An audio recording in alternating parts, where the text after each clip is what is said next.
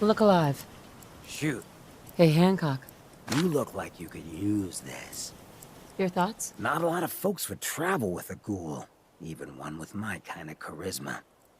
I was wondering where you and I stand. Seems like we're all right from where I'm standing. Your thoughts? I like to think I'd take after John Hancock. True American troublemaker. Your thoughts? World's always gonna have tyrants. But if I get my way, there'll be a lot less. Your thoughts? Most folks just don't know real living. Not like this. Oh, nothing. Gotcha.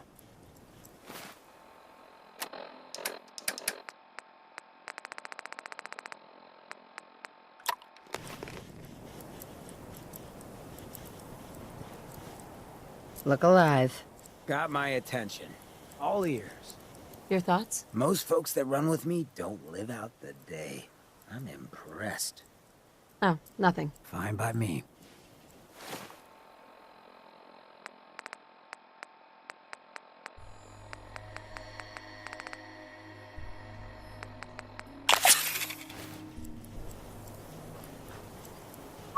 Yeah?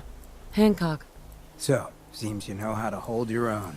I'd had my doubts when we first hit the road.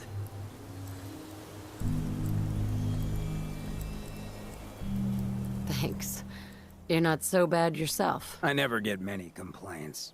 It's just real rare these days. Find someone who's not willing to take things the way they're handed to them. Too many good folks not willing to get their hands dirty. And too many assholes taking advantage of it. Look at what happened at Diamond City. Before McDonough took over, it was a half-decent place to live. A little stricter than I usually go for, but not terrible. I thought he and I had a pretty happy childhood. But then he decides he's gonna try and get elected with his anti-ghoul crusade. Mankind for McDonough. Before you know it, you got families with kids lining up to drag folks they call neighbor out of their homes and throw them to the ruins. You and McDonough knew each other as kids? Oh yeah. Guy's my brother. Grew up together in a little shack on the waterfront. Guy was the standard big brother. Entitled, punchy, liked to shove rotten potatoes down my shirt and slap my back. But I never thought he'd be capable of something like what they did to those ghouls. How could they do something like that? There'd always been a pretty big gulf between the folks living in the stands and folks down on the field. McDonough ran on it because he thought enough of those upper stands assholes would vote for him. Guess he was right. I remember storming into his office above the stands after the inauguration speech. He was just standing there, staring out the window, watching as the city turned on the ghouls.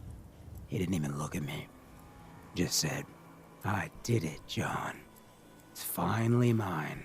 Should have killed him right there, but I don't think it would have changed anything. Instead, I pleaded with him, begged him to call it off. He said he couldn't. He had nothing against the ghouls. He was just carrying out the will of the people. And he couldn't betray the voters. And then he smiled. That hideous fucking mile-long smile. He never smiled like that when we were kids. I didn't even recognize him.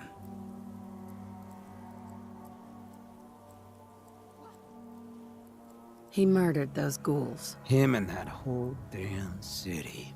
I still wasn't a ghoul at this point, so I didn't have to leave, but I couldn't bring myself to stay in that cesspool after that. I'd been sneaking off the good neighbor for years, so we can gut ya.